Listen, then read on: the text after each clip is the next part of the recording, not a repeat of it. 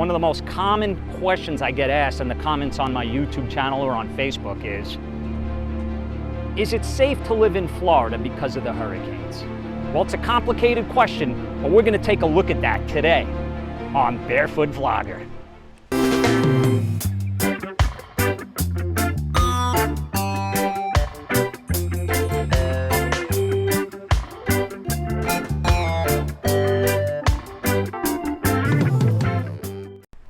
So I'm originally from New York, but the east coast of New York. So even up there, growing up as a kid, I'd been through some hurricanes.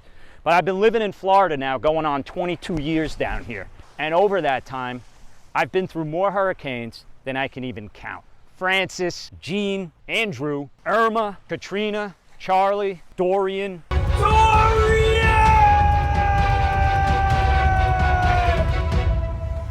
And that doesn't even count the ones that don't turn into hurricanes, that are just tropical storms. It's coming down pretty good now. The monsoon. Let's get out of here, baby. Go to the safety of our home. Terrible driving conditions. How are we gonna get out of this? So to answer the question, should hurricanes prevent you from moving to Florida? The easy answer to that is that it's a personal choice as to whether or not you're willing to take the risk. Because obviously, of course, hurricanes are risky. I don't know if you're familiar with this beach, but they have tunnels to lead to the parking lot. Right. There's 3 of them. There's 18, 16, and 14. With those towers, I've seen water coming all the way up and through those tunnels. So we'll see. Irma didn't do anything, but Irma didn't do anything. But this is a lot worse than Irma, my friend. This hurricane is right now worse than Hurricane Andrew, and it's 3 times the size. It might mellow out before You, my friend, are an optimist. But the short answer, no. I would not let hurricanes dissuade me from moving to Florida. The reason for that is because hurricanes, unlike earthquakes, you know when they're coming. The experts are way out in front of these things in advance, so you have plenty of time to make all the necessary preparations and even evacuate. Okay, so it's Thursday morning, checking in for the update. It's now Hurricane Dorian. You can see it right there.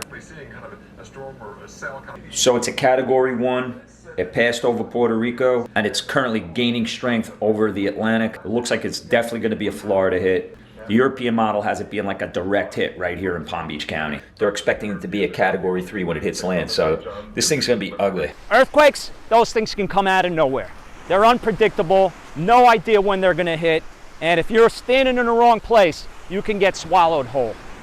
While hurricanes would probably devastate a larger area than an earthquake would, you always have the option to leave. If hurricanes really frighten you that much, then I would say if you're that petrified and paranoid about hurricanes, then maybe Florida just is not for you. Or you can move inland to a place like Orlando or Sanford or Gainesville, Ocala. Those are pretty good safe havens against hurricanes because they're inland and off the coast enough that typically you should be okay there. But to me, the problem with that thinking is it defeats the whole purpose of living in Florida to begin with. If you're like me, and you like being near the coast, and you're an ocean-loving, water-seeking person, then living inland, you're gonna have a drive to get to the beach. If you're okay with that, then yeah, it could be a good spot for you. I mean, plenty of people live there and they love it. The thing about hurricanes is, if you could look at something like Hurricane Andrew, which up until Katrina was the worst devastating hurricane on record. Considering the damage, I mean, a lot of parts of Miami were wiped out. Literally wiped out. It looked like a bomb was dropped on those cities like Cutler Ridge and Homestead. The good news is, since Hurricane Andrew, the construction codes here have gotten a lot stiffer, which means that a lot of the buildings are that much more secure and stronger and safer during a hurricane. The other thing is, Florida is not the only place that gets hit by hurricanes.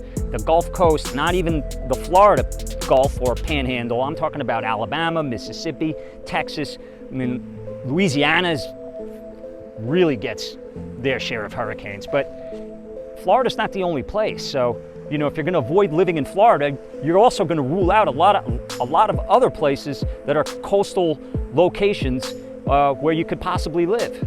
So I've been through numerous hurricanes. I mean, probably 8, 9, 10. You get those wind gusts now.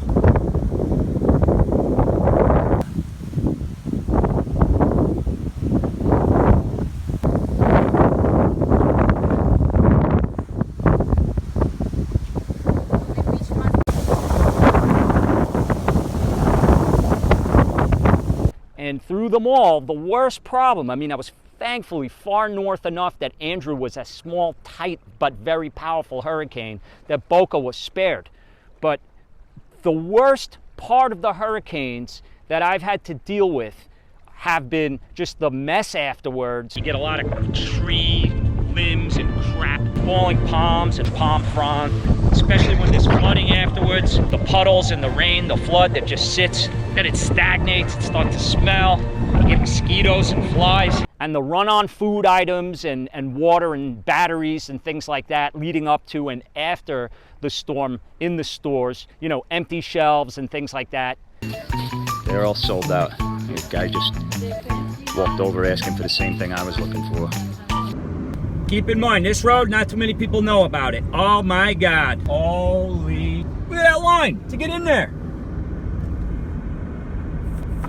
It's like the end of the world. And worst of all, the power outages. I was out of power for about 2 weeks one time, which we had to stay at a hotel for a little while. And it was, you know, it's the inconvenience aspect of it.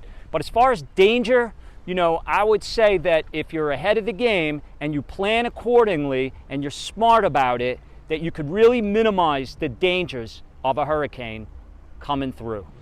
So when it comes to hurricanes, the main thing is preparation, preparation, preparation. And I'm going to go over a few of the most important things you need to do in order to make sure you're prepared if and when a hurricane comes your way after you move to Florida.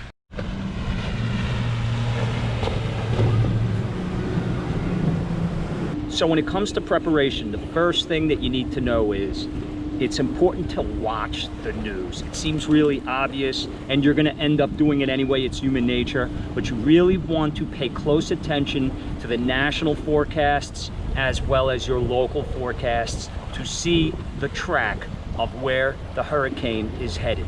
Our latitude, like barely above it, but that means it's going to start to turn north. God willing, we should be okay. And that can change. A lot of times they do. Sometimes, like Hurricane Andrew, that thing barreled straight forward and it never deviated 1 mile. But most of these things bounce around. And so you want to stay in touch. You want to stay informed. The other thing is, not only do they move, but they also gain and lose intensity. And typically, the more warm water that's in front of them, the more intensity that they gain. And your best friend in the atmosphere is dry air. When you get the dry air, the hurricanes tend to lose a lot of their potency. And if you've got a hurricane coming anywhere near you, you can pretty much rest assured that at some point, you're gonna be losing your power. How long just depends. Some places have more overhead power line than others. And you can see those power lines. You know they're coming down. And those areas will typically suffer the most and the longest power outages. Which leads me to the next thing on the list, generators. If you're in a situation, especially a single family home, where you have the ability to set up a generator, I highly recommend it. With these power outages, you just have no idea how long it's gonna take before the power is finally restored. And so if you have a generator, at least you can keep things like the refrigerator going and your cooking and things like that. One thing you definitely do not want to do is bring anything inside your house that's going to be giving off any kind of noxious fumes, carbon monoxide. Sometimes when people lose their power, they make the mistake of bringing in a barbecue grill. And that is just deadly. Do not do that. Do not bring a barbecue grill inside your house because it can kill you. And that goes for the generator too. That's got to stay outside. Next on the list is protection. So you have choices. Some people opt for hurricane windows. It's always good to have them, but one thing you got to understand is that they can only withstand the wind up to a certain amount. I'll put the number, I'll look it up and put the actual number down in there, but you know, hurricane windows can break. So me personally, I opt for the shutters. And they have accordion style shutters, they have the roll down shutters, or they have the ones that you can put up with the little wing nuts that I used to have on my old house. You can see where a lot of these establishments have boarded up, got their shutters on. Metal shutters, those are pretty good. So there's a lot of different ways you can go, and it just really depends on what you want to spend. To me, putting up plywood's a real pain in the ass.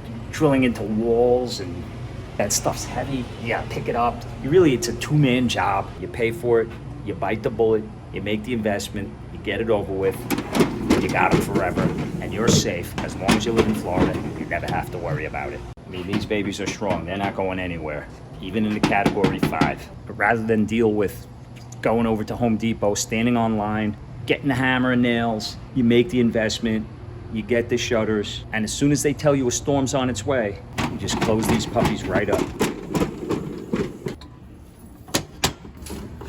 Just lock it, and you're good to go. You don't have to worry about glass breaking or taking the wood down after the storm leaves. Next on the list, in terms of preparation, is supplies. Because I'm gonna tell you right now, when you go down to Publix or Winn-Dixie, Home Depot, you're gonna find that as soon as they report that there's a hurricane that's coming anywhere near you, those supplies are gonna be gone. Holy moly. I like to shop in the off season, you know, for things essentials that you're gonna need, like batteries, flashlights, and especially water. Nothing sells out faster than water. And you'd never think that something like batteries that are just ubiquitous would be sold out. But let me tell you something. You saw what happened with the toilet paper for the pandemic. Trust me when I tell you that when you go to buy water and you go to buy batteries, and they've already announced that there's a hurricane coming, they're gonna be slim pickings, ladies and gentlemen. So stock up on supplies. Have a certain location, a closet, a pantry, somewhere under the stairs. Have a location where you can stock it up and put all of your hurricane supplies, so when we get to the season and one of them hits, you're gonna be ready. You don't have to go scrambling out to the store at the last minute, because trust me, that's gonna be a nightmare. Toilet paper. Which way to the toilet paper? You don't have toilet paper? I'm down. Number 10, don't yell. So in the end, the question remains, are hurricanes a deal breaker for you in terms of your decision to move to Florida?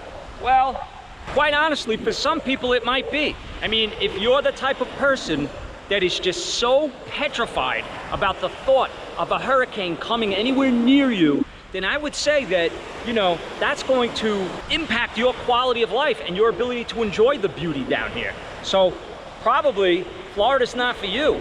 There's a reason that not everybody lives in Florida. Hurricanes are a big part of that reason. Just remember, even if you feel that way about hurricanes, you will still have ample time, if one is coming near you, to get in your car and go to a location that's far away. The fact that you have the ability to predict when it's going to hit you with a relative amount of certainty gives you the ability to live here and evacuate when need be. I don't know, guys, I'll be honest with you. I just look at it as anywhere you live is going to present some type of hazardous danger that you got to watch out for. So you really can't escape it no matter where you live. I mean, if you live in the Midwest, you get some terrible blizzards and flooding and hailstorms and things like that. If you live out in California, you got fires, you got mudslides, you got earthquakes. Wherever you live, there's going to be risks that you're going to be taking. And here in Florida, I do believe that you can minimize the risks enough that if a hurricane does even come right over you, you'll still make it out okay. I think the positives and the benefits of living in Florida, a happy life here, in what I really think is paradise, outweigh the risks of a devastating hurricane coming right in my path. But you really have to do what's best for you.